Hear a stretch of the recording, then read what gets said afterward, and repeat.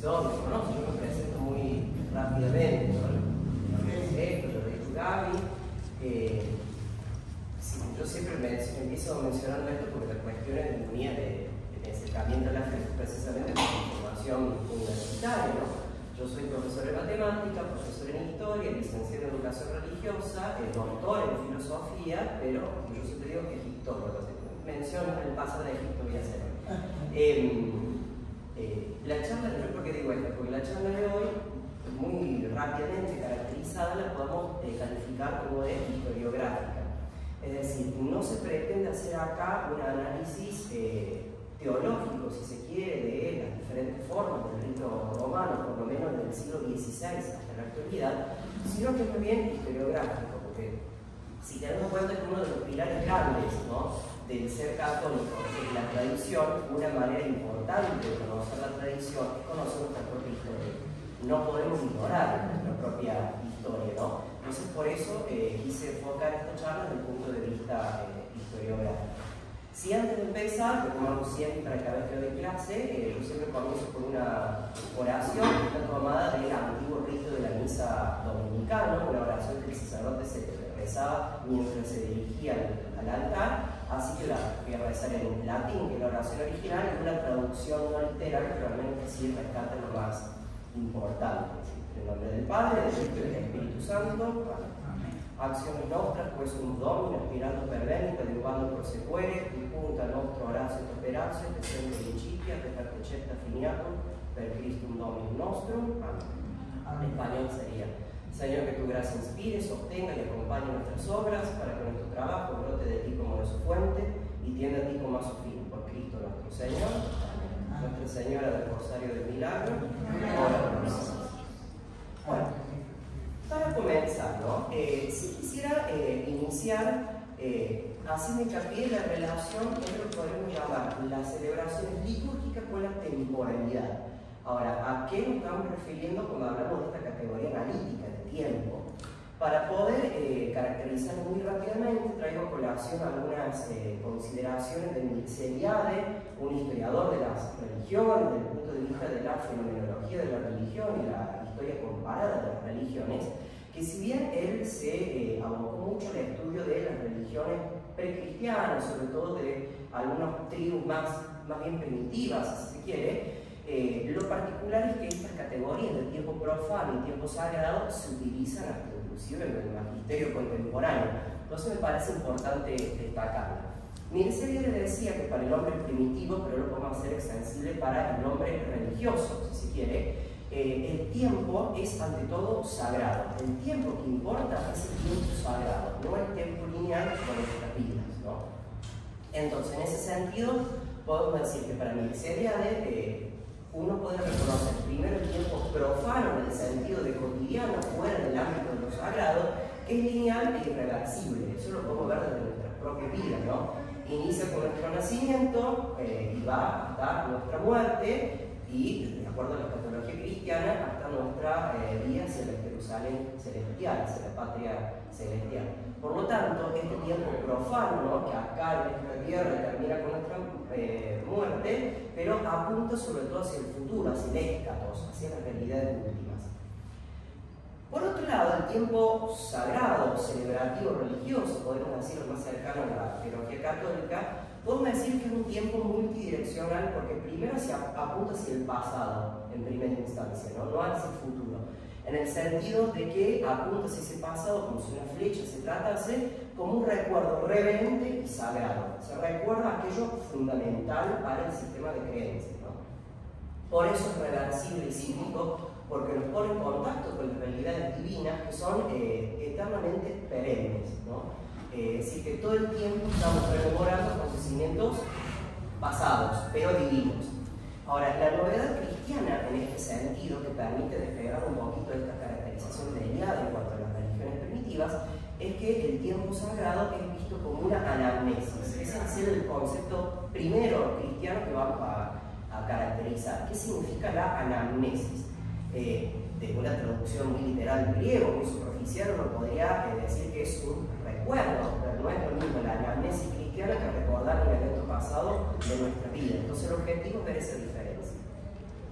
Ahora, ¿cómo sería esa percepción de este tiempo sagrado, ¿no? Ya que mencioné a Eliade, que es un historiador que habla mucho de las religiones paganas, yo que soy egiptólogo, quiero hacer una muy breve alusión, por ejemplo, a cómo eso se veía en la religión del Antiguo Egipto y ver cuál es la novedad absoluta que trae el cristianismo, ¿no?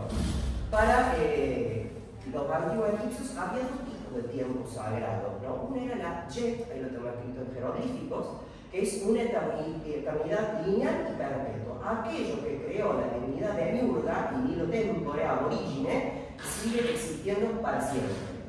Ahora, esa creación se va actualizando como una suerte de espiral, porque mediante los relatos míticos y los rituales se volvía siempre a este momento de la creación para hacerlo presente, para hacer que esa energía vital del mundo cuando fue creado vuelva a la existencia. Por eso tenemos que este tipo de religiones, por ejemplo, se basan mucho en los rituales agrarios, ¿no? Porque ellos veían que el tiempo de la agricultura era un tiempo anual, cíclico, y cada vez que volvía a pasar un año se renovaba. Y ellos lo veían como ese signo de los dioses antiguos de que renovaban la vida de este mundo. Ese tiempo cíclico, los egipcios lo llamaban la Nejej, que era una eternidad cíclica del eterno devenir, dirían mis seriales, ¿no? Y la vida del hombre egipcio siempre permeaba en esa doble temporalidad sagrada. Y ahí viene la cuestión de la vida después de muerte, la momificación y demás. Ahora, ¿cómo se ve eso en el tiempo cristiano? Uno podría decir que acá ya no estamos hablando de divinidades que son consubstanciales a la naturaleza, que son fuerzas de la naturaleza, sino que Dios existe y es el creador de esa naturaleza. Entonces, lo primero que podemos establecer nosotros, porque el tiempo sagrado cristiano, son una suerte de kairos, kairoi en griego, ¿no? Que serían como intervenciones históricas de Dios en la historia del hombre, lo que llamamos usualmente la historia de la salvación. Ahora, esos kairos, esos eventos puntuales de intervención divina, suponen un efapas en griego, es decir, que suceden una vez y para siempre. Pero como suceden de una vez y para siempre y afectan a los hombres de todos los tiempos, eso implica que tenemos este tiempo cíclico sagrado, que es lo que vamos a llamar el Hosakis. ¿Sí? Vamos a explicar un poquito más de eso. ¿Por qué? Porque la acción litúrgica cristiana, esta acción anamnética, precisamente va permeando en esta triple temporalidad sagrada.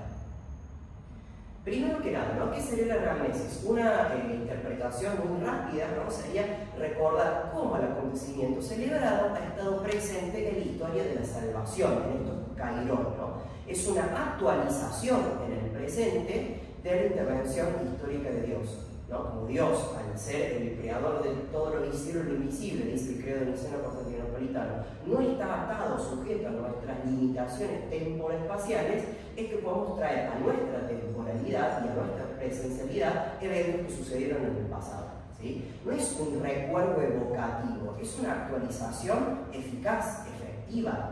Es como que nos introducimos en esa temporalidad de Dios. No es como que yo recuerdo mi cumpleaños de hace 3 años atrás, ¿no? Es más compleja la situación. Por eso dice ahí en el tercer párrafo de la diapositiva que la acción salvífica sucedió una vez, ya lo hemos visto, pero se prolonga en el presente y por lo tanto nos permite entrar en la eternidad de Dios. Veamos un poquito estos 3 tiempos. El primero es el kairos, ¿no? Es el modo de intervención de Dios en la historia. Son aquellos acontecimientos puntuales en la linealidad del tiempo profano, digamos, ¿no? En la historia de la humanidad. Ahora, de todas esas intervenciones divinas, ¿no? ¿Cuál es el kairos definitivo? Solo sabemos por cuestiones de fe, es el envío de Cristo, pero sobre todo su sacrificio en la cruz, ¿no? Dice Marcos 1:15, el tiempo, y la palabra original para decir eso es kairos, se ha cumplido y el reino de Dios va a llegar. El otro tiempo, que ya lo he mencionado, el efapas, decimos que es la cualidad de la intervención de Dios, el modo en cómo la intervención de Dios se hace presente y perdura de una vez para siempre. ¿Qué dice Romanos 6:10? ¿No? Dice, aplicado al misterio pascual de Cristo. Dice la Sagrada Escritura que su muerte, la de Cristo, implicó morir el pecado efapas, dice allí precisamente, de una vez y para siempre. Es decir, el valor salvífico de los kairoi, su eficacia, perdura en la historia. Ahora, ¿cómo? ¿Cómo sucede esa cuestión de la eficacia de esta intervención divina? Y entramos aquí en otro tiempo que es el Hosakis. que es la actualización de la intervención divina en un ámbito muy en particular, que es la liturgia. No es un rito externo, es meternos en la temporalidad de Dios, esa temporalidad eterna, divina, cíclica, y nos hacemos partícipes en ella. Por lo tanto, este Josakis actualiza la salvación ofrecida una vez y para siempre en el misterio pascual de Cristo. Como dice 1 Corintios 11:26, pues cada vez, y el término griego que allí se emplea es Josakis, que coman de este pan y beban de este cáliz, anunciarán la muerte del Señor hasta que venga. Entonces, acá vamos a la cuestión central, la anamnesis cristiana, ¿no? El epítome de la anamnesis cristiana es la Santa Misa, ¿no?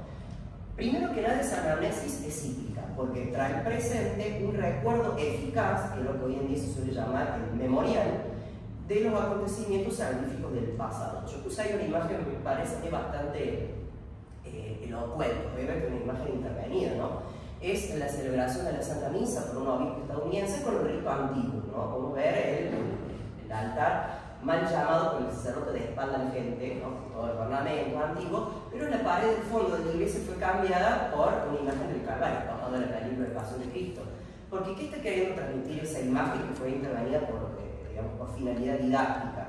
Que cuando estamos en la misa, estamos al pie de la cruz, pero literalmente al pie de la cruz, ¿no? Aunque no lo veamos con nuestra percepción sensible, estamos en el momento del sacrificio de Cristo, ¿sí? Pero que no es solamente recordar aquello que hizo Cristo por nosotros, es ver qué tan eficaz es el misterio de Cristo, el sacrificio pascual de Cristo, que apunta a nuestro futuro, a nuestra salvación. Por eso, mientras que es cíclico y apunta al pasado, toda acción litúrgica también apunta al futuro con un valor escatológico en orden a nuestra santificación, ¿sí? Por eso dice el Catecismo de la Iglesia Católica, en el numeral 1364, cada vez que se renueve el altar del sacrificio de la cruz, se realiza la obra de nuestra salvación. Acá sí hay algunas cositas que yo ya fui hablando, pero me gustaría leerlas para reforzar la idea, ¿no? Que quede un poco más claro, ¿no? Acá vemos otra imagen, es mucho más antigua, no es una foto intervenida con Photoshop, pero la idea es la misma, ¿no? Tenemos al sacerdote elevando la hostia consagrada, está Cristo y María junto a él, ¿no? ¿Qué dice allí la diapositiva? Al estar Dios fuera de la magnitud física llamada tiempo, y aunque no sea visible o percibido sensiblemente con los ojos, Él, en su omnipotencia absoluta, es perfectamente capaz de traer al presente, tal como lo hace, a toda la asamblea, es decir, a la reunión de los fieles en torno al altar, y presidido por el sacerdote en cuanto al ministro ordenado, al mismísimo evento sacrificial en que su Hijo Jesús, Dios hombre, entrega a la cruz su ser como ofrenda perfecta al Padre por los pecados del mundo, restaurando la gracia perdida por Adán y Eva en Edén. Y retomando una idea que ya habíamos dicho antes, la anamnesis no es solo el memorial en cuanto simple recuerdo de la muerte y resurrección de Cristo, llamando al recogimiento de los fieles.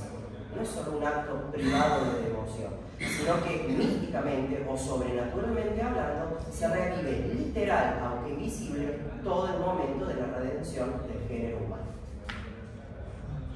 Por lo tanto, entonces, como síntesis, lo que venimos diciendo ahora, que la máxima consumación de ese tiempo sagrado cristiano está en la anamnesis que se realiza en la liturgia. Ahora, ¿de qué hablamos cuando hablamos de liturgia, no? Primero que nada es un acto de oración, eso es el máximo alto acto de oración de culto público que tiene la iglesia, por lo tanto no es algo personal, ni del sacerdote que puede cambiar lo que quiere, ni de la comunidad reunida que quiere poner una guitarrita en vez del órgano o lo que fuera. Eso, cada vez que se hace eso, se está menospreciando el valor metafísico, diría yo, de la liturgia.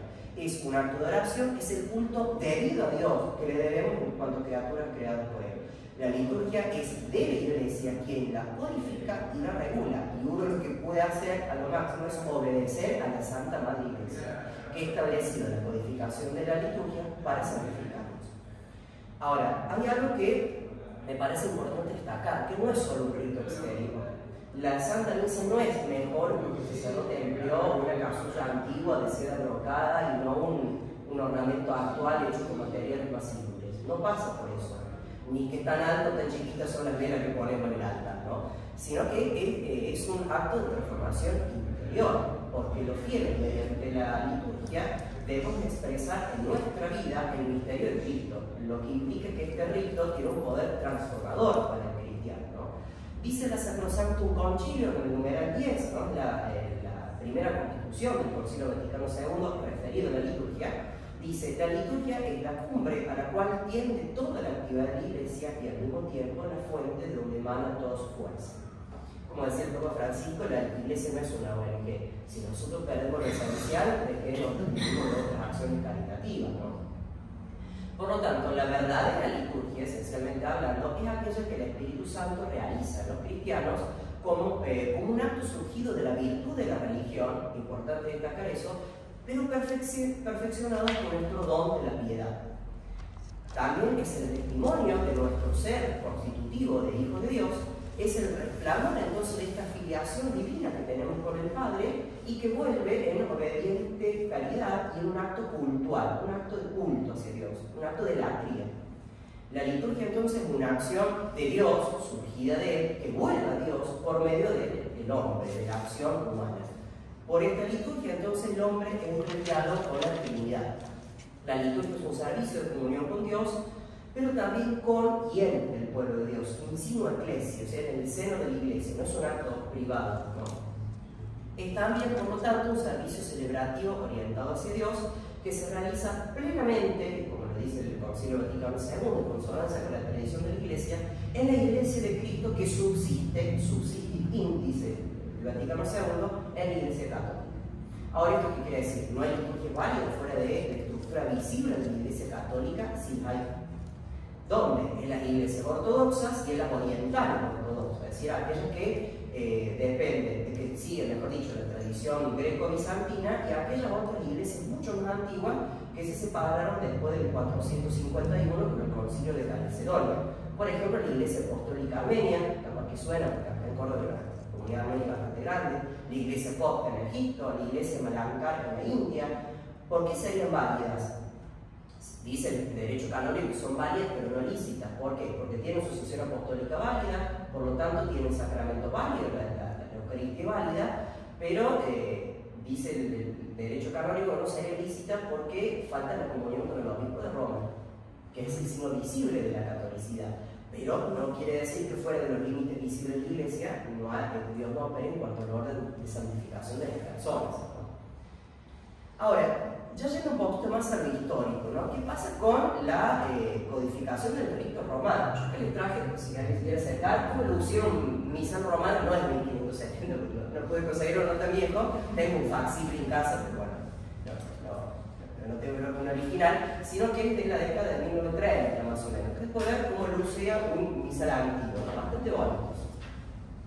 Yo colecciono, hay gente que colecciona zapatos, yo colecciono misales romanos. Tengo 18 en mi casa, así de este tamaño. Este creo que es de 1930, más o menos. Sí, sí. El más antiguo que tengo es de 1640, más o menos.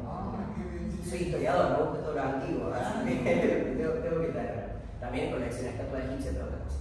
En cuanto al rito romano, entonces, tal como lo conocemos, hay que tener en cuenta que se origina ya en tiempos de la tarda antigüedad, la iglesia primitiva. Se suele asociar a San Gregorio Magno, ¿no? La obra de codificación de la liturgia ya de tiempos patrísticos. Se dice que el mismo canon romano, que sería la plegaria eucarística 1, proviene de aquellos tiempos. Pero hay que tener en cuenta que durante toda la tarda antigüedad, la Edad Media, la temprana modernidad, o sea, antes del Concilio de Trento, no había una codificación única del rito romano, sino que había varios misales, llamémosle, dando vuelta, varios de la corte papal, o sea, en Roma, en cuanto a capital de los estados pontificios, había otro, pienso en el misale mediolanensis, por ejemplo, que conserva algunos elementos propios de la tradición romana, pero había una gran variedad de usos del rito romano, llamémosle. Hay que pensar en ritos antiguos como el ambrosiano, el rito mozárabe, ¿no? Que se han traído al presente con algunos cambios modificados por el Vaticano II, pero no son ritos que se han perdido en el tiempo. El rito brascarense, el rito de León, ¿no? Pero todos tenían una estructura más o menos similar. Ahora, ¿qué pasó con la época del Concilio Vaticano II? Como un evento histórico importante es la amenaza de la herejía protestante. Si nosotros vemos el caso, por ejemplo, de la Iglesia Anglicana, ¿no? Lo que hizo fue cambiar los libros litúrgicos en uso por el libro de oración común, que se llama el libro de los fieles. Más, hay una región al sur de las Islas Británicas, ¿no? En Córdoba, donde los mismos campesinos se negaron rotundamente a que les cambiaran misa, a la liturgia. Antes que fueron las tropas de Isabel I, arrasó con todo, pero digamos que ya el mismo Martín Lutero decía que para, ¿cómo decirlo más simple? Para quitar la fuerza que tenía el catolicismo en la Europa de aquel entonces, con lo que bastaba cambiar era la misa. Entonces, con el avance de la herejía protestante en la temprana modernidad, y muchas veces bajo el auspicio de algunos señores nobles locales, porque muchos, digamos, la cuestión histórica es que querían quedarse con los bienes de la iglesia, pensamos en el cierre del monasterio en Inglaterra, lo que se empezó a hacer es introducir elementos extraños en la liturgia romana que provenían ya de las reinterpretaciones protestantes, ¿no? Entonces, ante esta situación, el Concilio de Trento se expidió definiendo dogmáticamente el valor sacrificial de la misa, el valor del ministro ordenado que actúa in persona Christi, el dogma de la transubstanciación, cosa que a nosotros es muy común, pero que se codificaron en aquel entonces. Pero lo que faltaba era ofrecer a toda la catolicidad occidental unos libros litúrgicos que unificaran toda la praxis litúrgica, para asegurarse de que el avance protestante no siguiera introduciendo elementos extraños. Entonces, a la obra que debemos esto, posterior al Concilio de Trento, es el Papa San Pío V, ¿no? Papa dominico, ¿no? Antonio Gentieri. Recordemos que fue elegido Papa en el cónclave 1565-1566, que impulsó las directrices del Concilio de Trento, aunque él nunca participó del Concilio de Trento, que ni siquiera era obispo ni cardenal en ese momento, pero un asocia el concilio a su persona, ¿no? Es más, él pasa a la memoria colectiva por dos cuestiones, por tres, diría yo. Primero, la defensa de la fe frente al avance turco-musulmán con la batalla de Lepanto, que él mismo establece, ya que estamos próximos, ¿no? la fiesta de la Virgen del Milagro, del Rosario, perdón, porque él le atribuye a la Virgen del Rosario la victoria sobre las tropas turcas. Él también pone un poco de orden a lo que era la corte pontificia y a la ciudad de Roma, al desorden moral sobre todo el que había, pero sobre todo pasa a el mismo misal actual, lo recuerda así, como el gran codificador de la liturgia, el celo que tenía la liturgia, ¿no? Entonces, hay que tener en cuenta que la reforma que establece Pío V no es, como hizo el Vaticano II, la estructuración de un nuevo orden mice, un nuevo orden de la misa, sino que en base a consideraciones teológicas, canónicas y eclesiales, luego del cierre del Concilio de Trento, lo que se trató de hacer es renovar, no una renovación, sino codificar una única versión oficial y permitida de la praxis litúrgica basada en las definiciones del Concilio de Trento. Por lo tanto, lo que se dio fue una preponderancia, como dice la diapositiva, rubricista en el modo de llevar a cabo la función litúrgica. Todo en cual, por ejemplo, se establecía que antes de la elevación de la especie consagrada, el sacerdote hacía una genuflexión, después de elevarla otra. Se decía que el sacerdote en la plegaria eucarística no puede elevar los brazos más allá del ancho del hombro, tiene que ser así. Práctica que hoy en día no existía en la liturgia tridentina. La cuestión del índice y el pulgar juntitos hasta que el sacerdote no termine de distribuir la comunión, porque hay unas pequeñas partículas, está Cristo entero. O sea, cualquier elemento, la cantidad del sonido de las campanas, tenía que evidenciar claramente y eficazmente los postulados de la fe católica, ¿no? Entonces, eso dio a un gran rubricismo. Acá yo traigo una cita de un autor Gerlos, del 2012, que él dice que este tipo de celebración tridentina, ¿no?, se caracteriza por una polarización jerárquica y una orquestación peculiarmente dramática, en un sentido teatral, digamos, ¿no?, de los misterios de la fe. Dos características que el Vaticano II ya no ha enfatizado tanto, ¿no? La cuestión de que hasta dónde extienden los brazos del sacerdote, esas cuestiones no están reguladas actualmente. Sin embargo, continúa el autor, más que un cambio estrictamente litúrgico, otro autor francés, ¿no?, Cassingena Trevedi, sugiere que es la eclesiología la que hace la diferencia. Trento y el Vaticano II operan en una comprensión diferente de la Iglesia. Cuestiones actuales como la sinodalidad no tenían cambio en la estructura jerárquica de la Iglesia de Trento, que se le veía como una suerte de monarquía papal. Y eso se refleja inclusive en la estructura de la iglesia. Si vieron alguna iglesia que lo conservan, el convocatorio, esa como barandilla baja que separaba el presbiterio de la nave, donde los fieles se arrodillaban ahí, recibían la comunión, y en el momento del canon de la misa, la plegaria eucarística, las puertecillas que tenía el convocatorio se cerraban, ¿no? Marcando la diferencia. Acá está la parte jerárquica de la iglesia, acá los fieles, ¿no? Eso se ve inclusive en los cambios que ha habido arquitectónicamente hablando después del Vaticano II. Ahora, ¿cuáles son las medidas puntuales de San Pío V? En el año 1566 se publica el llamado Catecismo Romano, el Catecismo Párrocos, el nombre completo. Porque lo que se trataba es que los sacerdotes o los párrocos estuvieran suficientemente formados en la fe para permitirse de error en la fe católica. Recordemos que los seminarios, tal como lo conocemos hoy en día, recién surgen después del Concilio de Trento, antes no existía. Entonces la formación del clero era bastante deficiente. En el año 1568 publica el Breviario Romano, lo que hoy en día llamamos Liturgia de las Horas, que este Breviario Romano va a ser drásticamente cambiado por San Pío X, y finalmente en 1570 publica el Misal Romano mediante la bula Quo Primum Tempore, ¿no? El 17 de julio de 1570. Un autor que escribió en español, que escribió en 1595, o sea, poquito años después de la muerte de San Pío V, escribió una biografía sobre él. Está medio raro, pero lo puse directo al español antiguo, como está en el libro. Dice este autor, ¿no?, que habla de San Pío V, dice: reformó los cambios, censos, tribunales, la penitenciaría, en cuanto a jefe de Estado del Estado Pontificio, ¿no?, los indultos de los cardenales, los misales, breviarios, según el uso antiguo, tan perturbado que, siendo Dios adorado él mismo, los ritos diferentes hacían parecer de diferente religión a cada obispado. O sea, San Pío V puso fin a la anarquía litúrgica. Ahora, ¿qué dice la Quo Primum Tempore para ya pasar a la reforma litúrgica, ¿no? Si bien es un texto largo, muchas veces difícil de leer, porque tiene un latín medio, no sé si no lo voy a decir encriptado, pero no es muy fácil de lectura. Entonces, puse acá directamente unas traducciones en el español lo más simple que pude hacerlo, ¿no? Escogí dos parágrafos en particular. El primero de ellos, San Pío V dice: en cambio, al quitar a todas las demás iglesias enumeradas antes el uso de sus propios misales, recordamos lo que decía recién el autor Antonio Fuenmayor, al desecharlos total y radicalmente y al decretar que jamás se agregue, suprima o cambie nada a este misal nuestro recién editado, lo estatuimos y ordenamos mediante nuestra constitución presente, valedera a perpetuidad y bajo pena de nuestra indignación. Si bien tiene un lenguaje que a nosotros hoy en día nos suena bastante duro, porque no es el estilo del que escriben los papas de la contemporaneidad, hay que tener en cuenta que la bula tiene el valor de una constitución apostólica, tiene peso de ley. Lo que dice allí San Pío V es que no se puede jamás ni cambiar ni eliminar el uso a perpetuidad del misal con el estatuto.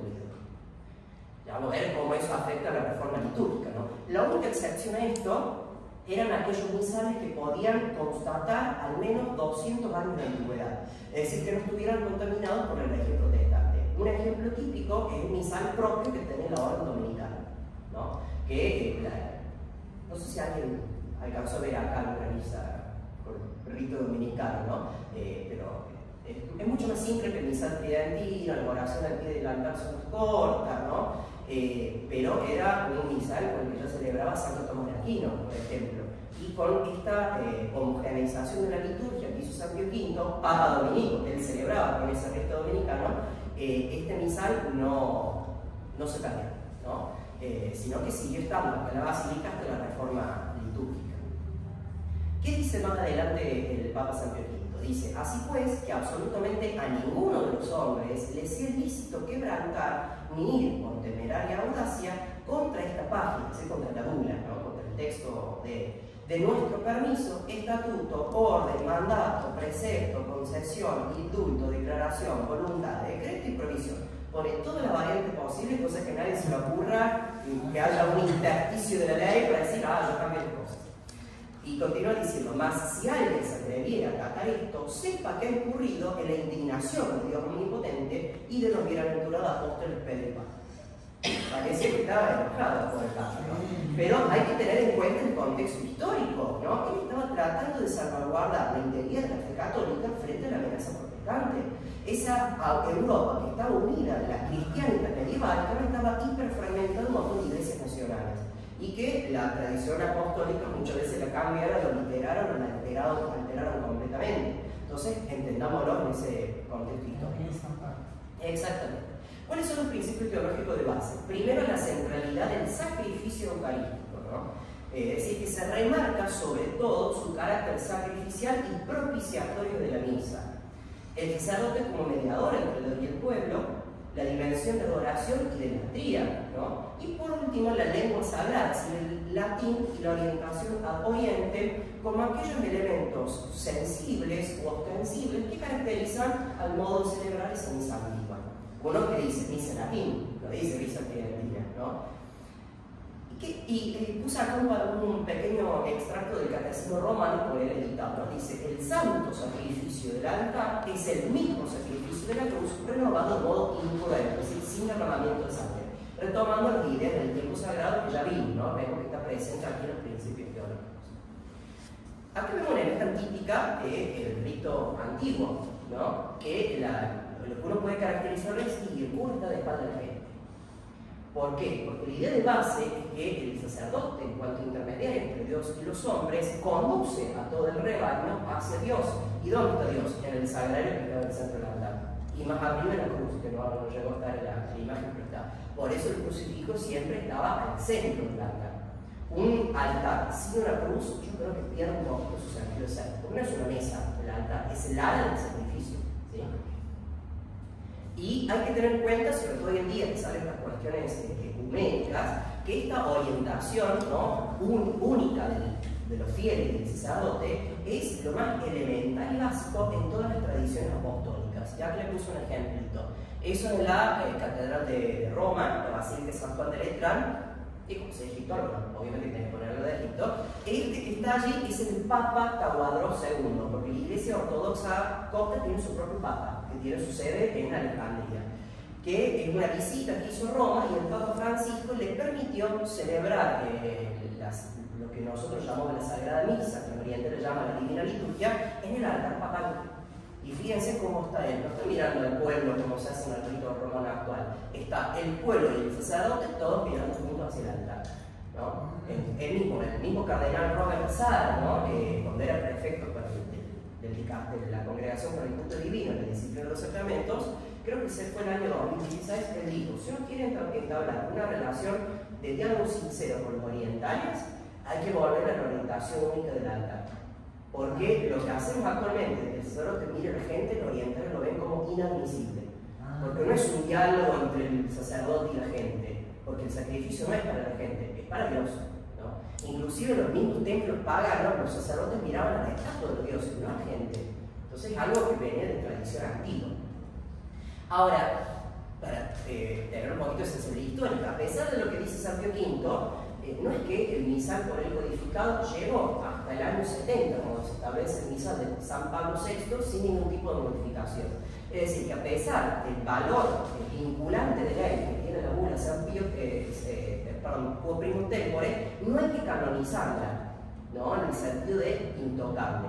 Por eso es que tenemos algunos papas anteriores, como Clemente VII, Urbano VIII, San Pío X, Benedicto XV, Pío XII con la reforma litúrgica del Tríodo Pascual, que capaz que a algunos les suena un poco más, o San Juan XXIII, cuando introdujo el nombre de San José en el canon romano, que antes no estaba, ¿no? Hicieron cambios menores. Por ejemplo, cambiando alguna oración colecta, cambiando algo del santoral, agregando algunas fiestas, por ejemplo, de Pío XII con la fiesta litúrgica de San José Obrero, ¿no?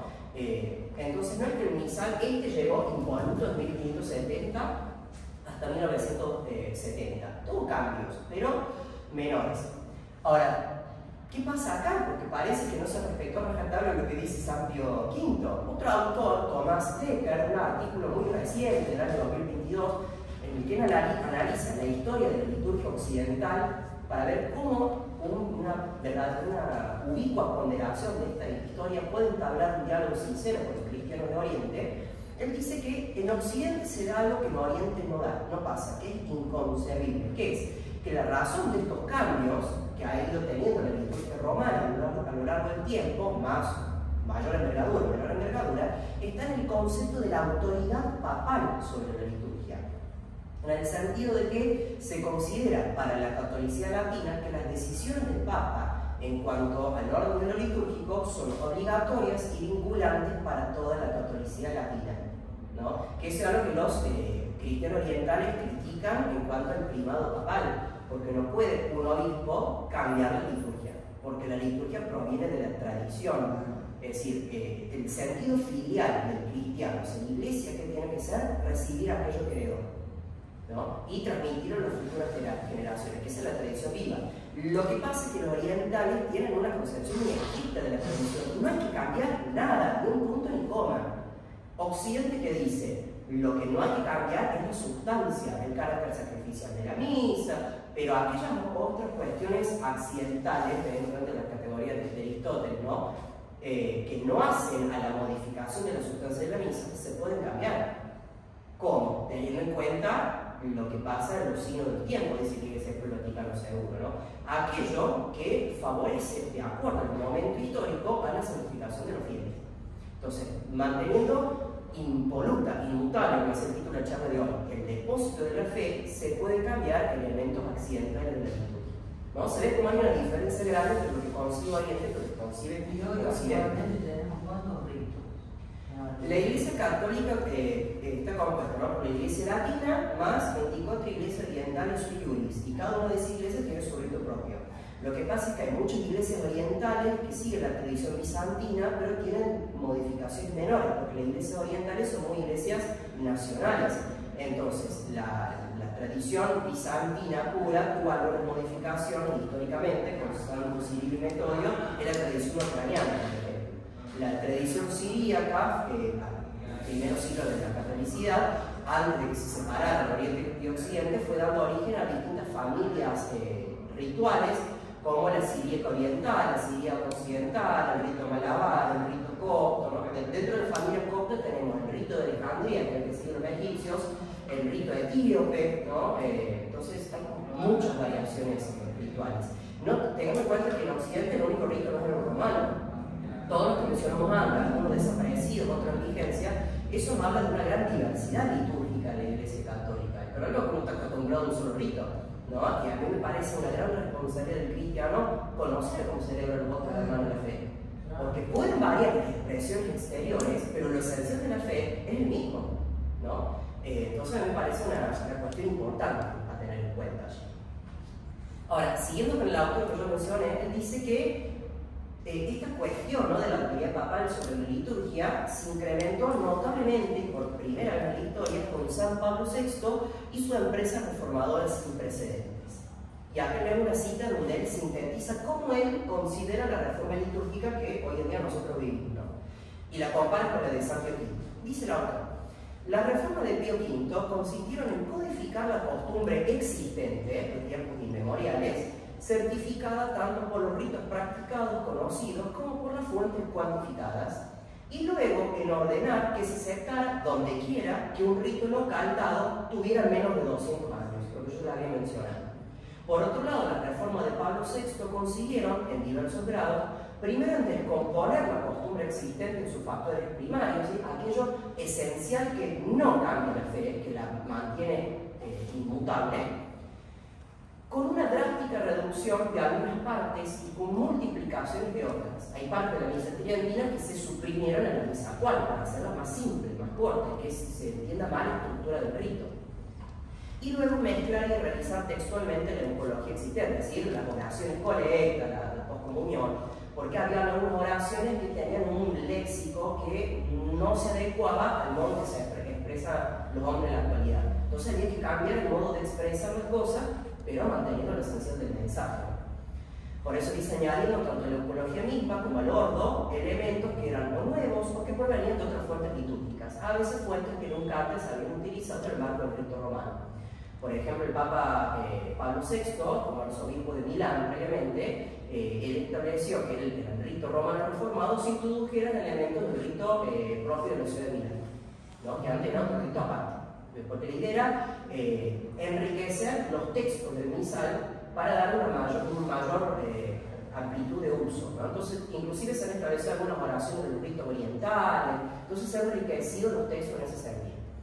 Y continúa el autor, para después exigir el cumplimiento de estos cambios, ordenando el uso de nuevos libros litúrgicos en toda la Iglesia, lo cual se combinó esencialmente con la provisión total, y esto lo aclaro yo porque el autor lo dice en otra parte, de facto no de jure, es decir, de hecho, pero no de derecho, de las prácticas y los textos tradicionales antiguos. Es decir, que Pablo VI nunca estableció una constitución apostólica en la que se deroga el misal antiguo, porque no podía. Porque San Pío V dijo que tiene que ser para siempre. Entonces lo que hizo fue reacomodarlo a las necesidades actuales, pero estableciendo la estructura de la misa romana, manteniéndola igual. Le sacó alguna oración, le agregó otra, pero la estructura del rito romano actual es la misma que la que está acá. ¿Se entiende, no? Entonces no es que se abolió y se creó un rito nuevo, es el mismo modificado por el mismo. Exactamente. Ahora, ¿cuál era la estructura? Voy a esto, ¿no? La estructura de los ritos tridentinos. Primero estaba la misa de los catecúmenos, que es lo que nosotros hoy en día llamamos la liturgia de la palabra. Se le cambió el nombre, porque en la tarde antigüedad, aquellos que no estaban bautizados no se podían quedar en la plegaria eucarística, se tenían que ir.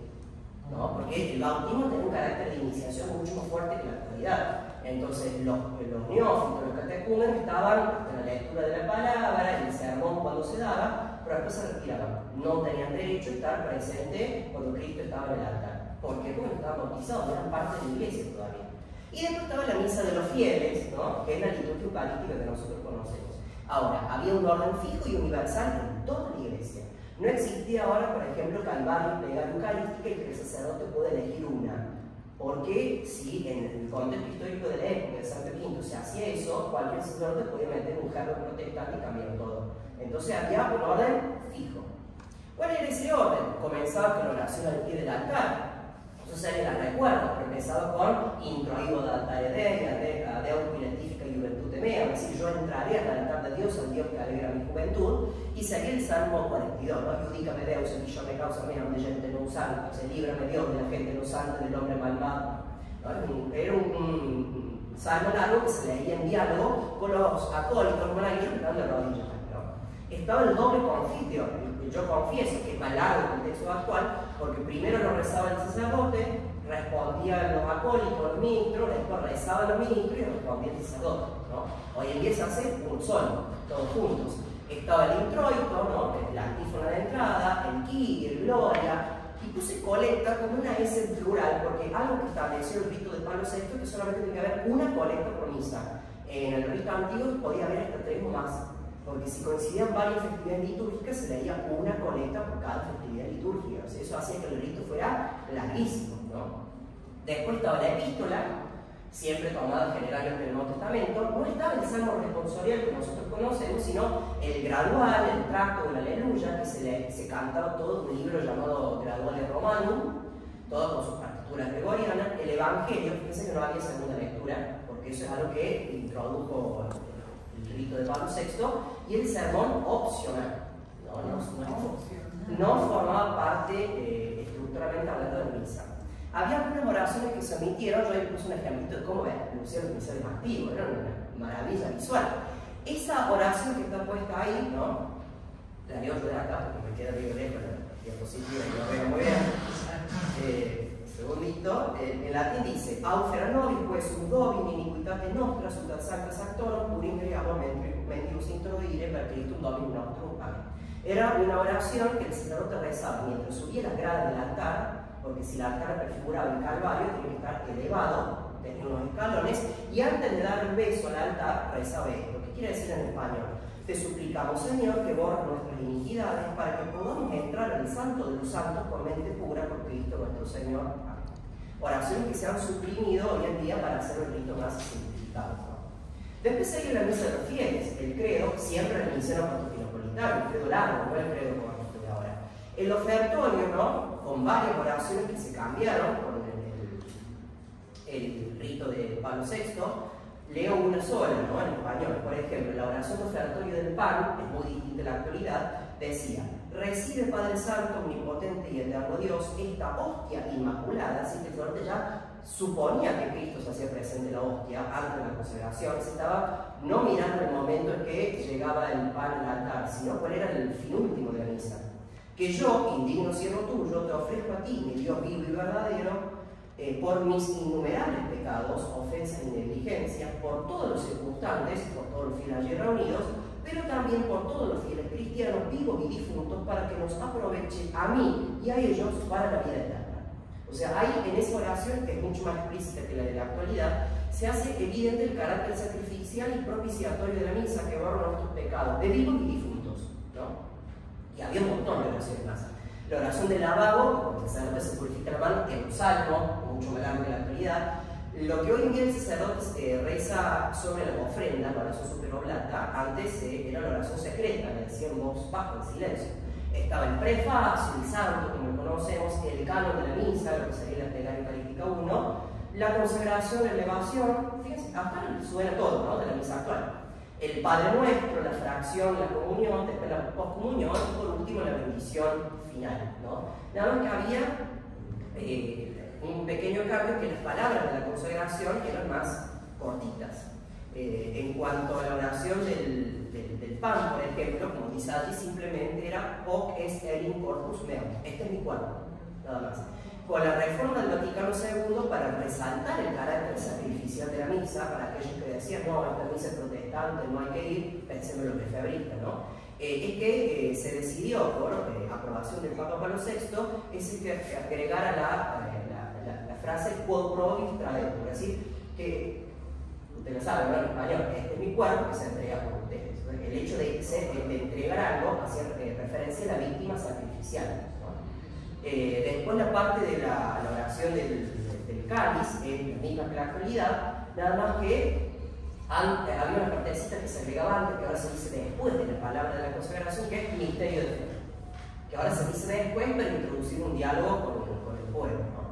Así lucía, por ejemplo, una página típica de un misal romano. Siempre la parte central, que es el canon de la misa, se utiliza para poner todo el arte posible en los misales. Fíjense qué belleza. Siempre se hacía un doble juego, porque antes se ponía la imagen de Cristo crucificado en el momento que se ofrece como víctima sacrificial a Dios Padre, y en la T, en la primera oración, de Ille, Clementissime Pater, también se solía dibujar a Cristo. O sea, se hacía un juego gráfico entre la T y la cruz. ¿Por qué? Porque el objetivo, en el contexto histórico de Santo V, era quitar cualquier duda del sacerdote celebrante de que esto era un sacrificio. No podía dudar de eso, no podía negar la fe católica. Bueno, no quiero detenerme esto, porque el canon romano es la plegaria eucarística 1, que todos la conocemos, la primera basílica se reza mucho, ¿no? Y había un gesto en particular que proviene de la Edad Media, ¿no?, que está medio oscuro, no sé si lo imagen, que es cuando en el momento de la elevación, siempre los ministros, los acólitos levantaban la parte trasera de la casulla del sacerdote. Pensemos en las casullas antiguas, ¿no?, que eran pesadas, cartonadas, almidonadas, muchas veces con incrustaciones, porque si bien, como toda la liturgia nació originalmente con un sentido práctico, era ayudar al sacerdote a levantar los brazos ante tanta casulla pesada, ya con el periodo del arte barroco se fue cortando la casulla hasta cubrir solamente el pecho y la espalda, fíjense, los brazos están libres, pero el gesto quedó, pero ya con un significado simbólico, el hecho de que es todo el pueblo fiel de Dios que se une al sacrificio que entrega el sacerdote actuando en persona Christi, ¿no? Hoy en día no se hace, ¿no?, pero es una tradición antigua que viene ya de la Media. Fíjense acá los ornamentos. Bueno, acá a veces el palmar, a veces utiliza alguno, ¿no?, la casulla cortita, corte de guitarra, se decía, este es el corte romano, ¿no?, que se parece bien a la silueta de una guitarra. ¿Por qué yo pongo esto, no? Porque inclusive los mismos ornamentos fueron simplificados. ¿Cuáles eran allí las vestiduras sagradas? El amito, con el que el sacerdote se cubría el cuello, un paño para cubrirse el cuello, porque no se tenía que ver nada que implicara la parte profana, mundana del sacerdote. Vieron que a veces tenemos sacerdotes que se le ven la camisa, la campera por debajo, alguien escapar todo eso, porque el sacerdote actúa en persona Christi, no puede mostrar elementos de su ropa ordinaria, ¿no? Después tiene el alba, el símbolo, la estola, la casulla, como siempre, y el manípulo, que era como este estreno corta que se ponía sobre aquí el brazo, que según las primeras directrices del Vaticano II, ese manípulo quedó ad libitum, optativo, pero bueno, después se suprimió, ¿no? El canto gregoriano, como elemento típico de la liturgia, y el látigo. ¿No? Ya vamos para ir avanzando y terminando. Fíjense que los misales siempre con la partitura, indicando cuándo se canta, cómo se debe cantar, estaba todo reglamentado. Y en cuanto a la espiritualidad tridentina, sí podemos mencionar mencionar como distintivo la espiritualidad barroca. ¡Qué belleza! Esto, si la memoria no me falla, creo que es el altar de la antigua Basílica de Guadalupe, México, antes de que se construyera la moderna, que es más conocida, ¿no? Fíjense que cuando hablamos de esta espiritualidad barroca, sobre todo visualmente hablando, fíjense que hay un sentido de la verticalidad. Las velas altas, los candelabros altos, la cruz también, porque todo tenía que seguir la idea de un monte, el monte Calvario que se eleva, y el sacrificio que se eleva hacia Dios Padre, ¿no? Distinto como pasa en las iglesias actuales, que es más lo horizontal. Si vieron que hay iglesias que si tienen candelabros altos se ponen en el piso, porque no vaya a tapar la vista del salón de la gente. Porque hoy en día se enfatiza mucho el simbolismo del altar como la mesa del convite pascual, que no niega la realidad del sacrificio, obviamente, pero sí simbólicamente hace más hincapié en este hecho de que todos compartimos el mismo pan consagrado, que somos parte del mismo cuerpo de Cristo, que se ve ahora con la primera misa que celebró San Pablo VI con el misal reformado, ¿no? Ya vemos acá las velas chiquitas, ¿no? Ahora, ¿cómo pasamos de una liturgia a otra? Muy rápidamente, ¿no? Hay que tener en cuenta entonces que ya antes del Vaticano II, de la década del 30 en adelante, empezó a extenderse el llamado movimiento litúrgico, con figura importante como Romano Guardini, que seguramente le suena, ¿no? Que el objetivo es impulsar la participación activa de los fieles. Frase que ya San Pío X lo había establecido, perdón, por ahí mi memoria anda medio mal, creo que era en el motu propio Trale Solicitudini, cuando él reglamentaba el uso del canto gregoriano en la liturgia, porque para ese entonces, principio de 1900, la liturgia era casi como una ópera, ¿no? Bastante mundana. Entonces dijo, hay que propiciar la actosa participación, la participación activa de los fieles.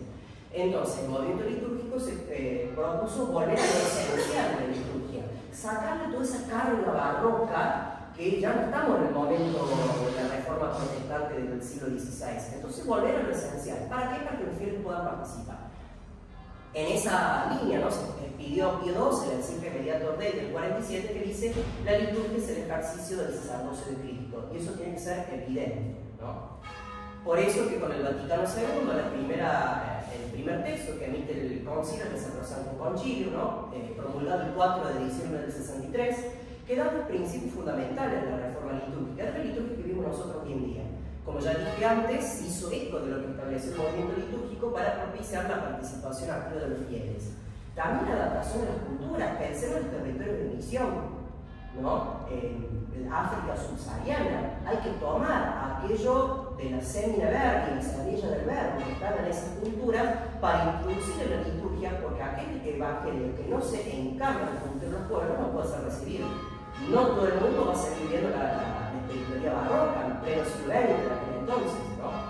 Y por último, la liturgia como una manifestación de toda la iglesia, no solamente del sacerdote ordenado, ¿no?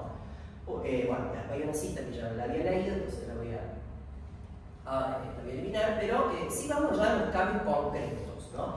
Que ya lo conocemos. Las lenguas vernáculas, que, ojo, la Sacrosanto Concilio dice que en igualdad de condiciones al latín hay que darle la importancia que se merece como la lengua oficial de la Iglesia. No hay ningún documento del Vaticano hasta el día de hoy que prohíba que un sacerdote celebre la misa actual en latín.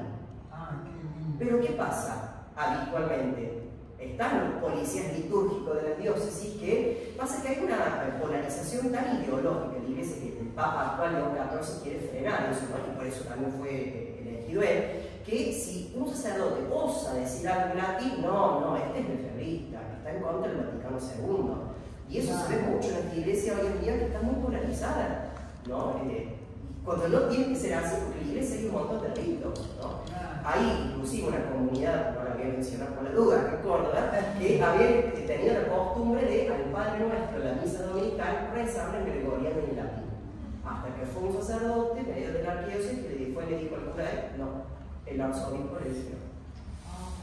Pero mismo el canto gregoriano, acá gracias a Dios lo escuchamos muy seguido, pero en otras iglesias no se puede ni cantar. Las albas, los sobrepellos con el encaje, lo vieron yo uso. Acá hay lugares que están prohibidos porque todo eso se toma como un indicio, a veces injustificado, de que está en contra de la reforma litúrgica.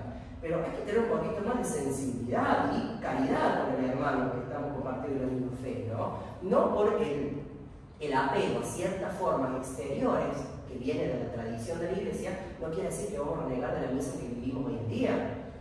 Me parece una lectura bastante simplificada, ¿no? Bueno, continuando, tenemos el nuevo leccionario, que eran los libritos que se ponen en el lambón. Antes, como en este misal, estaban todas las lecturas acá.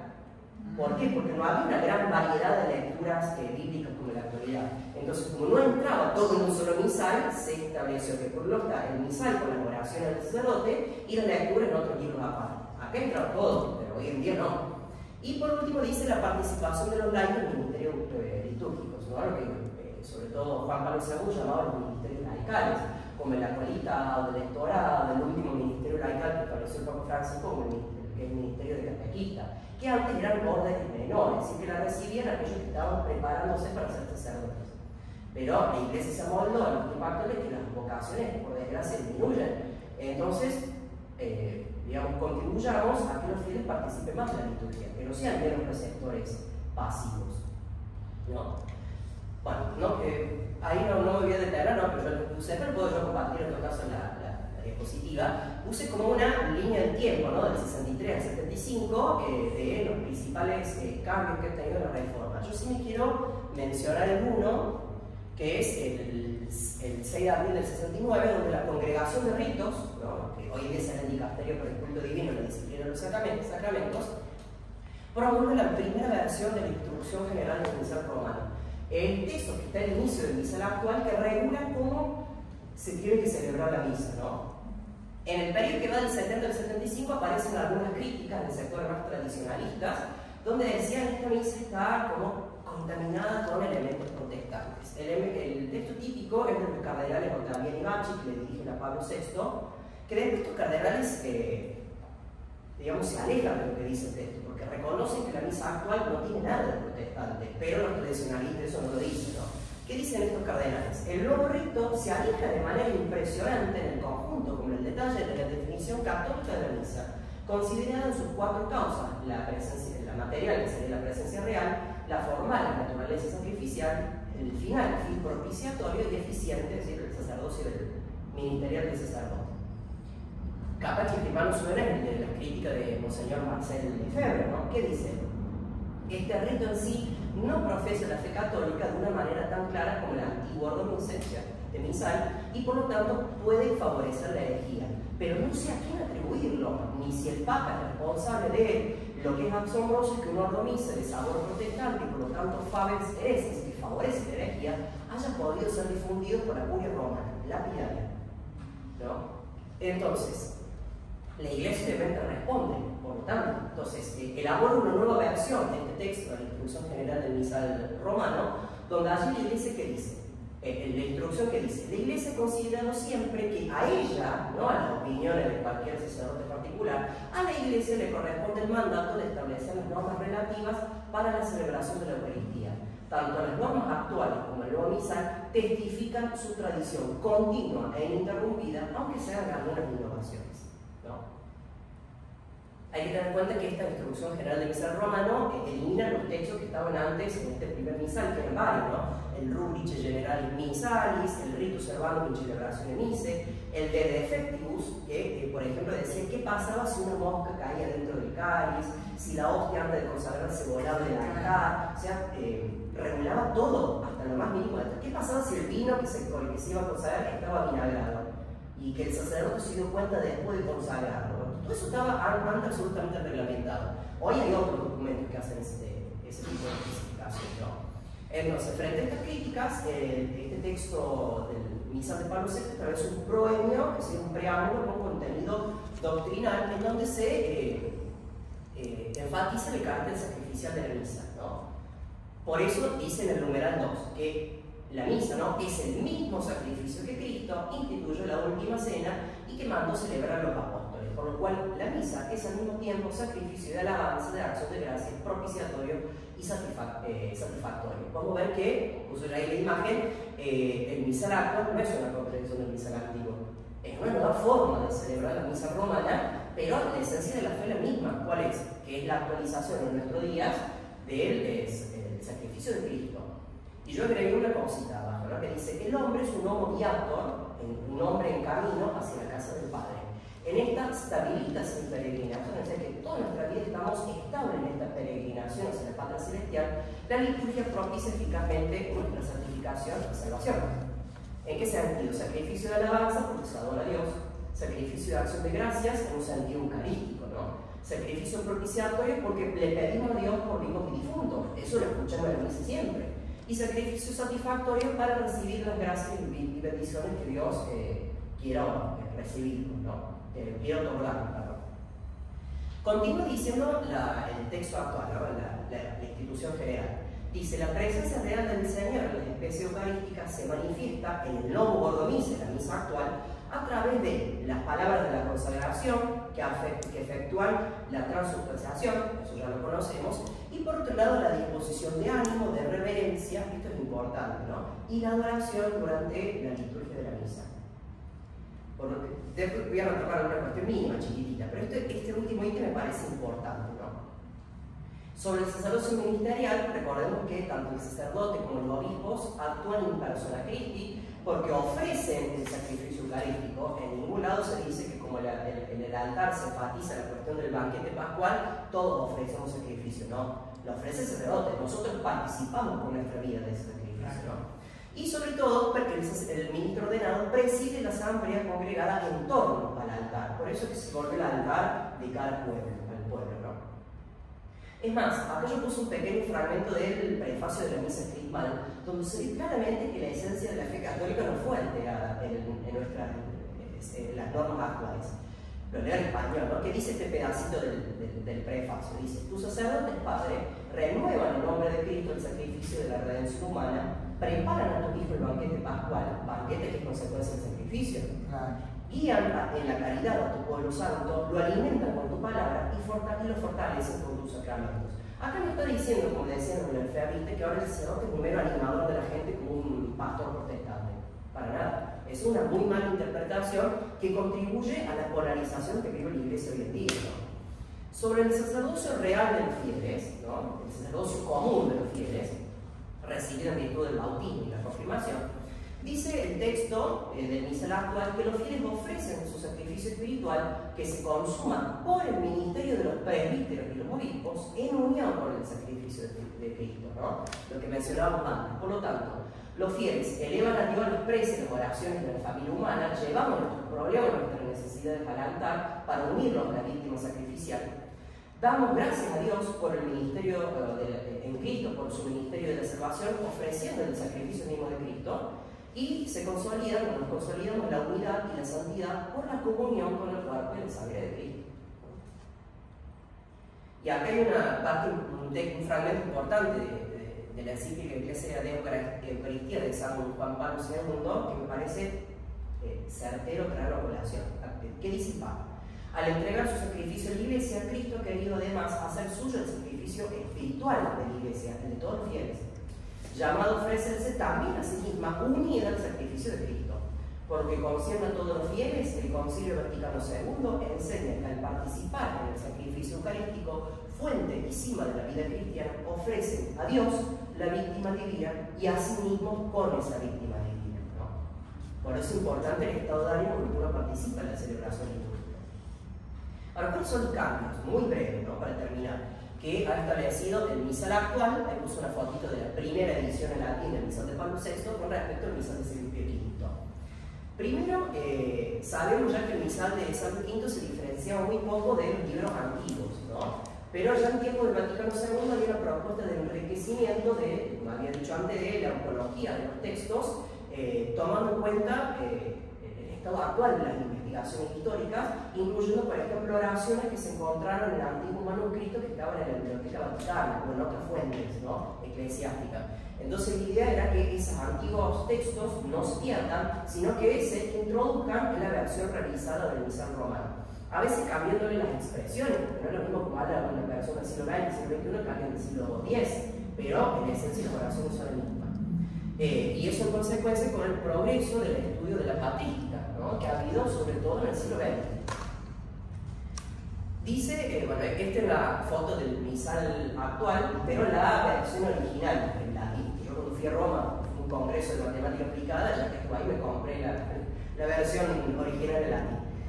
que habla sobre este estudio de la patrística. ¿Qué dice el misal actual? Dice: la norma de los santos padres, los padres de la Iglesia, pide que también se abarque y se estudie profundamente todo el pasado de la Iglesia y todas las formas de expresión con las que la fe única se ha manifestado, ¿sí? Introduciendo también elementos orientales, pero que enriquezcan nuestra vida cúltica, nuestra vida de fe. Esta perspectiva más amplia nos permite ver cómo el Espíritu Santo suscita en el pueblo de Dios una maravillosa fidelidad en la conservación inmutable del depósito de la fe, aunque haya tanta variedad de ritos y oraciones. Mientras que el Concilio de Trento, ¿no?, que fue con Pío V, enfatizó el valor catequético del contenido de la Santa Misa con el catecismo, estableciendo para conocimiento de todos los fieles que era un sacrificio y demás, ahora el Vaticano II ha hecho hincapié en el carácter didáctico y pastoral de la liturgia, para que los fieles puedan vivirla con eficacia, ¿no? Por eso hay algunos cambios, como ya lo dijimos, el uso de las lenguas vulgares, aunque recordemos el misal, el latín no está prohibido, de derecho, de facto, es otra cuestión, pero de derecho no. Y se ponen otros elementos que eran imposibles de ver, aunque sea en la época del tridentino, como la homilía obligatoria, por lo menos domingo y días festivos, dice el misal actual, y las moniciones dentro de los ritos, es decir, pequeñas explicaciones para que los fieles puedan captar el significado de los ritos. Ahora, esto en la actualidad está bastante medio desdibujado. Vieron que ahora hay guiones para la misa. La misa no es una obra teatral, no necesita de guiones. Sí, alguna explicación, si hay gente que no va nunca a misa, pero vieron que hay guiones que hasta los mismos lectores, sobre todo en templos parroquiales, explican la lectura antes de que se lea. ¿Para qué lo explica el sacerdote de la homilía entonces? Entonces, se está haciendo una mundanización de la misa que las normas actuales las prohíben. Entonces hay que tener mucho cuidado con eso, ¿no? Por otro lado, dice: se debe fomentar la comunión sacramental de los fieles en la misa, que esto se lo debemos sobre todo al Papa San Pío X. Antes la gente comulgaba una vez, a veces en la vida, o una vez para Pascua y nada más. Lo mismo San Pío X estableció la ceremonia de la primera comunión de los niños, antes no existía. Cuando en Oriente, por ejemplo, los niños son bautizados, confirmados y tienen su primera comunión, toda la misma misa, en la misma celebración, desde bebé, chiquititos comulgan en Oriente, ¿no? También dice que se puede administrar la comunión a los fieles bajo las dos especies, en circunstancias particulares, para que se capte en profundidad el misterio del que están participando, ¿no? Y también, como ya lo hemos visto antes, hay inclusiones nuevas por misas rituales o por diversas necesidades, algunas oraciones o traducciones nuevas, ¿no? O algunos textos que son totalmente nuevos, pero anclados en la tradición romana. Por eso es que se modifica el lenguaje teológico en el tiempo, sobre todo en lo que respecta a la disciplina actual de la Iglesia. ¿Saben que por ejemplo, en el misal antiguo las oraciones que hacen referencia a las flagelaciones o a la mortificación de la carne? ¿Quién usa un cilicio hoy en día? No es una práctica actual extendida de la Iglesia, entonces había que ajustarlo un poquito. Por eso concluye este texto diciendo que la Iglesia, mientras permanece fiel a su misión de maestra de la verdad, custodiando lo antiguo, porque no se puede la Iglesia eliminar la misa antigua, tiene que atesorarla. Es decir, el depósito de la tradición cumple también con su deber de examinar y emplear prudentemente lo nuevo, ¿sí? Y agrega San Juan Pablo II en la misma encíclica que el sacerdote que celebra fielmente la misa según las normas litúrgicas y la comunidad que se dejó a ellos, nosotros también somos responsables de que las normas litúrgicas se adecúen, se valoricen y se cumplan, ¿no? Y se demuestran de manera silenciosa pero elocuente su amor por la Iglesia. Entonces, como para dar un colofón, ¿no? ¿Decimos que hay una nueva liturgia católica entre la antigua y la nueva? No. Pero hay que tener cuidado con los abusos litúrgicos, ¿no? Acá les puse las peorcitas que encontré en internet. Creo que el sacerdote que celebraba eso en la playa es un sacerdote argentino, inclusive, ¿no? Pero hay que tener mucho cuidado. Por ejemplo, la que está acá abajito, las historias multicolores que están muy en boga hoy en día, no existen. ¿Saben cuáles son los colores litúrgicos, no? Entonces, ¿qué es esa? ¿La de colores? Es un invento, hay cosas que no tienen explicación, ¿no? Pero hay gente que ponen una carita en el altar que parece, no sé, menos un altar, ¿no? Y pues acá, perdón, no sé si alguien del camino no es catecumenal, pero el altar como mesa que está al centro, ¿no? En el presbiterio, y que encima pone la menorá, el candelabro de 7 brazos judíos y la cruz en ningún lado, es un abuso litúrgico, porque las normas actuales no lo permiten, no lo habilitan. Entonces, ninguna comunidad, bajo ningún pretexto de carisma, puede cambiar la liturgia. Y eso muchas veces es lo que pasa hoy en día, y por eso tenemos gente que dice, no, yo prefiero la misa antigua porque yo sé cómo se le va a celebrar la misa. Hay mucha gente, acá incluso amigas mías, sí, que piden en latín. Bueno, yo soy una de ellos. Pero Bueno, sí. yo a mí me gustaría un Padre Nuestro, un credo en latín. Claro, el credo cantado en gregoriano es una maravilla. Claro. Perdón la acotación, ¿no? Yo, por ejemplo, tengo yo, porque lo digo, me tocó muy en primera persona. Yo recuerdo que hice mi primera comunión en el año 2000. Yo dejé catequesis de chiquito. ¿Por qué? Porque me parece una payasada. Yo siempre fui serio y estructurado. Me pareció una payasada que el cura párroco pusiera un payaso en la misa, que el catequista nos obligara a saltar lo que se cantaba el Padre Nuestro, o que sábado 8 de la mañana nos ponemos rojo en la guitarra. Yo quería aprender. Los libros me gustaron de chiquito. Entonces la dejé a la catequesis. Es igual, con mi formación universitaria y demás. Yo recibí la confirmación en el año 2015 recién, a los 25 años. En la parroquia que me tocó, ¿qué instrumento había? Guitarra eléctrica y batería. Y yo en ese momento iba todos los domingos a la misa latín que celebraba Fray Rafael Rossi. Yo a la mañana estaba de sotana en el mismo sobrepeso que puso acá, allá con el padre Rossi. Claro, tuve que hacer a la tarde-noche la confirmación. Y yo peticito que soy, en primera fila. No se imaginan, perdón, con mi cara, con la batería. No es un instrumento litúrgico, es un instrumento profano. Entonces no podemos mezclar lo sagrado con lo profano porque se desvirtúa la realidad sagrada que estamos celebrando. Pero amigo, por ahí se ven imágenes de curas que se ponen en la misa niña una nariz de payaso. ¿Qué tiene que ver eso con el carácter sacrificial de la misa? Entonces hay que tener cuidado, y si vemos un sacerdote que hace esas cosas, uno tiene que ir con calidad fraterna, sobre todo filial, de muy buena manera a decir lo que está pasando, como nuestro deber como católico. Es nuestro deber defender a Cristo en la liturgia. Si el sacerdote no lo hace, lo tenemos que hacer nosotros, pero siempre con calidad, ¿no? Porque la calidad ante todo, ¿no? Amar a Dios por sobre todas las cosas y el prójimo como a Dios mismo. No podemos ir en teoría de discusión a lo mismo, ¿no? Sino tener con calma. ¿Por qué? Con esto termino. Hay un concepto clave que es el de ars celebrandi, el arte celebrativo, ¿no? Como dice la diapositiva, expresa la capacidad de los ministros ordenados y de toda la asamblea, de toda la asamblea, de realizar y vivir cada acto litúrgico. Es un arte que debe unirse al compromiso de contemplación y de coherencia cristiana. ¿Qué podemos contemplar si al lado del altar tenemos un payaso como acólito? Nada. Sigue diciendo, estos son textos tomados del magisterio actual de la Iglesia, ¿no? Dice, continúa este concepto. Por medio de los ritos y oraciones es necesario dejarse alcanzar y penetrar íntimamente por el misterio cerebral. No tiene que prevalecer nuestra personalidad. Hagamos la misa divertida para que la gente venga. La gente tiene sed de lo sagrado, no de lo mundano. Entonces, si le metemos lo mundano, estamos dejando a la gente. ¿Sí? Es importante. Sí. No sé si se puede comentar, pero tratando de llevar esto, de decir algo, los sacerdotes de ahora te dicen, vos no entendés nada. Están en contra del espíritu de sinodalidad de eso. Yo creo que tanto que se critica, ¿no? Tenemos que estar cercanos, tenemos que ser cercanos. Pero si yo le llevo a Cristo lo más puro y sagrado que hay, no estoy cercano a la gente. Una adoración eucarística, por ejemplo, con mantas de colores. O sea, bueno, para mí, yo tengo una conversión fuerte hace pocos años. Y estuve cerca de sacerdotes que para mí eran maravillosos. Y de repente Dios decidió sacarme de ese lugar.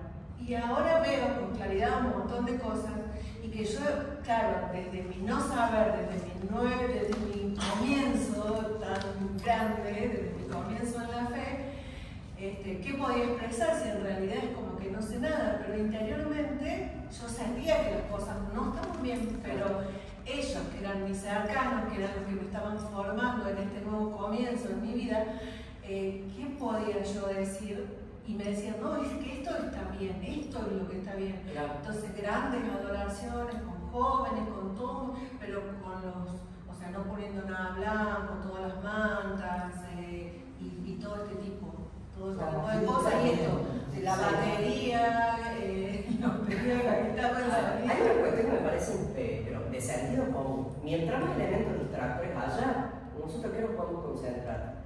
Yo lo digo como docente, si yo pongo cosas que distraen al alumno en el aula, no me van a escuchar. Deja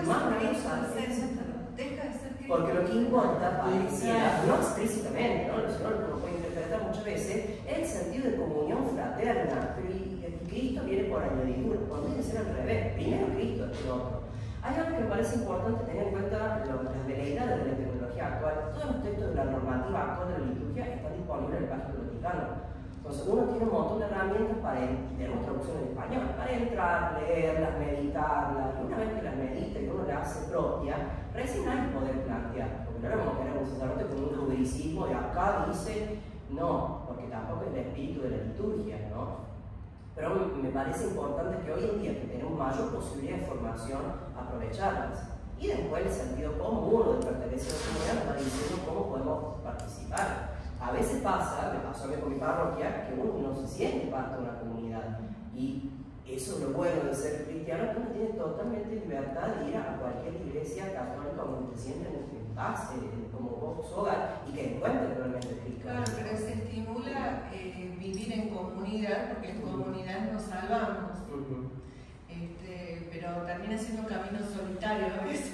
Y yo creo que esos son como dos caras de la moneda que no se separan. Por un lado, un camino de fe personal y también comunitario, pero no podemos tampoco totalizar todo lo comunitario sin olvidar la propia conversión personal que tiene que ser constante. Entonces, me parece que lo bueno es poder ir conjugando de a poco esas dos dimensiones de la vida, ¿no? Pero sobre todo tener plena conciencia de qué significa el acto litúrgico, ¿no? Porque está Cristo presente, hay un lugar sagrado que hay en la tierra, ¿no? Entonces hay que defenderlo. No digo como ir a pelear, no, para nada, pero a veces una manera, yo creo que a veces cuesta, ¿no? Pero sufrir todas esas cuestiones de abuso litúrgico en silencio, de una manera también me parece que acercando a Cristo, porque como ofrecer nuestra oración por el sacerdote, por la comunidad, es múltiples maneras, no siempre ir a decir cosas, ¿no? Pero ante tu incomodidad no es conveniente buscar de pronto otra. Sí, definitivamente nos venimos, Claro, o sea, estamos en el marco, arte, estamos lejos. con el sacrificio y todo lo demás. Si todas las veces te sentís incómoda, yo, Olga, me voy, busco, como encontré acá, Claro, mi lugar. Claro. Exacto. Porque yo me transitaba muchas iglesias, había algo que no me llenaba, en cambio acá sí. Claro. Me pasó lo mismo, ¿no? Sí, Tal cual. Entonces por ahí es eso, buscar tu lugarcito en el mundo. Exacto. Arte católica, ¿por qué no? Tal cual. Sí, a lo mejor no es un rito romano, puede ser un rito oriental. Hay cristianos que han pedido cambio de rito, que son super iglesias, pero la cuestión es que uno se sienta bien donde está, ¿no? Solo como para última palabra, y con esto termino, tener en cuenta que en el año 2007 el Papa Benedicto XVI, ¿no? Siempre vemos como un ornamento antiguo, que era partidario de la hermenéutica de la continuidad. No podemos renegar nuestro pasado, porque si no somos hijos infieles a nuestra madre iglesia. Entonces lo que él hizo fue liberalizar la celebración de la misa antigua para que conviva con el misal actual y los dos misales se vayan enriqueciendo mutuamente, ¿no? Esa cuestión, sabemos que tuvo un pequeño parate, que continúa hasta la actualidad por el motu propio de Tradiciones Custodias del Papa Francisco, que el Papa, viendo que había una polarización ideológica, él lo que hizo fue restringir la celebración de la misa antigua. Porque no todos los fieles que están apegados a la misa antigua, digamos, opinan cosas buenas de la iglesia actual, ¿no? Entonces, ¿qué dijo el Papa? Hay que ser cuidadosos y ante la duda, paramos acá un poquito. Y solamente para recordar que el Papa actual, que también lo hemos visto a veces con ornamentos antiguos, después que se lo comparto para que lo lean, hace poco, creo que fue la semana pasada, habló sobre este velum litúrgico, esta guerra litúrgica actual, que él está abierto a la apertura, al diálogo y a la convivencia, porque él dice que si no estamos en paz con lo más sagrado que tiene la iglesia, que es la misa, difícilmente podemos estar en paz con el resto de la vida. Se puede celebrar la misa en latín. Acá está celebrando cuando era obispo, no papa, en la misa actual, pero con ornamento antiguo y el altar antiguo, ¿no? Acá hay otro. Bueno, después tenemos la misa de inicio del pontificado, Sí. Pero acá podemos ver que el Papa es partidario de dialogar con los distintos sectores de la iglesia, y eso me parece que humanamente, en los tiempos que corren, que tenemos polarización ideológica por todo, me parece una actitud verdaderamente cristiana y paterna, que es lo que corresponde que haga el Papa con toda la Iglesia, ¿no? Bueno, Así de que eso se trata. de eso se trata, exactamente. Por eso yo traje colación esta charla como para, primero, hablar, ¿no?, un poco de la historia de la liturgia, que seamos conscientes de la enorme riqueza que tiene y que sepamos valorar tanto la historia como las normas, porque allí vivimos plenamente nuestra fe. Parte de la